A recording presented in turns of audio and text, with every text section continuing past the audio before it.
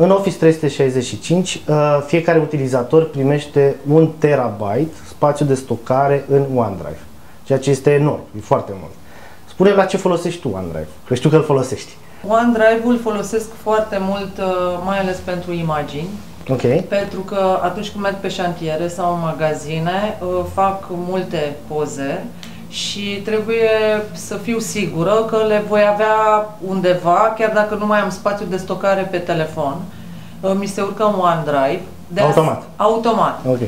Mă mai ajută foarte mult OneDrive-ul. De ce? Pentru că pot să-mi accesez de pe telefonul mobil planurile pe care le am aici. Uite. Okay. De exemplu, la partea de proiecte, eu mi le-am... Ok, în derulare, urgente, da, care sunt gata. Da. Și pot să îl share-ez cu cineva, dar întrebarea mea este în felul următor.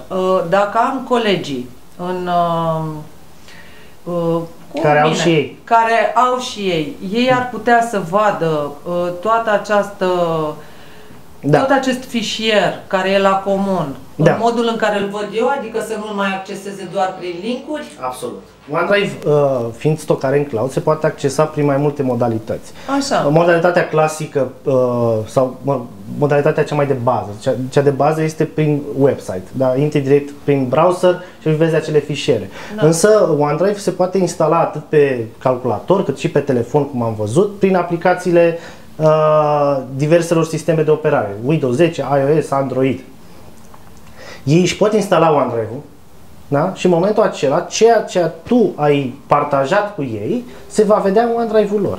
Am înțeles, pentru că mi se pare extraordinar, nu doar pentru munca de la birou, ci și pentru o familie. Noi, de exemplu, ca și familie, nu petrecem vacanțele împreună, eu sunt mai mult la muncă, asta e, și atunci mi-ar plăcea să avem la comun un fișier în care să ne punem pozele, nu? Ca să aflăm unii despre alții. Se poate face asta și în familie, nu? Absolut, absolut. Oricine ne dorim, se poate share un folder, și acel folder se poate accesa atât din browser cât și de pe calculatorul personal.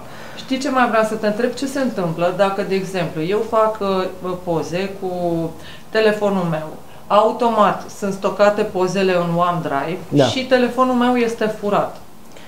E foarte bună întrebarea. Sper să nu ți se întâmple lucrul acesta, de aceea se folosește OneDrive, pentru că datele tale sunt în siguranță. De cele mai multe ori, informațiile pe care le avem pe un telefon sau pe un laptop sunt mult mai valoroase decât dispozitivul în sine. Da, decât valoarea lui. Da, una e, poate pozele le mai poți face, te poți întoarce în locație, dar ai atâtea documente vitale pentru tine sau pentru business-ul pe care îl conduci și așa mai departe, care nu ar fi bine să scape nicăieri. OneDrive-ul, toate datele tale sunt în siguranță, nu ai cum să le pierzi. Chiar dacă pierzi telefonul, el fiind blocat, are PIN, are securitate, nu are cum să-ți intre în el. Cel mult îl poate șterge cu totul. Datele tale sunt în siguranță, însă tu nu le pierzi. Am înțeles. Datele rămân în OneDrive, indiferent de pe ce dispozitiv tu le accesezi. Da, dacă cineva îmi fură telefonul și poate să-mi acceseze datele, poate să le modifice? Doar dacă îți dorești tu, poți să modifici altcineva datele din OneDrive-ul tău. Aha. Da? Și în OneDrive, în setele de OneDrive, dacă știi că ți s-a furat telefonul, poți să revoci accesul la OneDrive de pe acel dispozitiv. Chiar dacă era al tău. Am înțeles. OneDrive știe de pe ce dispozitive tu ai dat acces la datele tale. Indiferent că e dispozitivul tău sau e un cont al unui prieten sau unui membru al familiei. Să știi că de când mi-ai spus de OneDrive, i-am înnebunit pe toți prietenii mei. Da, pentru că mi-a ușurat foarte mult viața. Adică nu-ți dai seama cum un lucru care poate vezi acolo în norișorul albastru poate să-ți aducă atât de multe facilități. Noi adică îl folosim. Să nu-ți mai bați capul, știi? Și să nu mai carci dispozitive cu tine. Pentru că eu de multe ori nu mai am nevoie să duc laptopul cu mine, ci am acces la documente de pe telefon. Varianta din browser o recomand doar dacă nu ai dispozitivul tău la tine, să folosești direct aplicația, ci ești la calculatorul altcuiva și ai nevoie să iei ceva rapid de acolo, poți să intri direct din browser, te-ai logat, ți-ai luat ce aveai nevoie, l-ai închis și gata. Mai vreau să te întreb ceva. OneDrive-ul este automat setat? OneDrive-ul este gratuit pentru toți utilizatorii de Windows 10 care au cont Microsoft.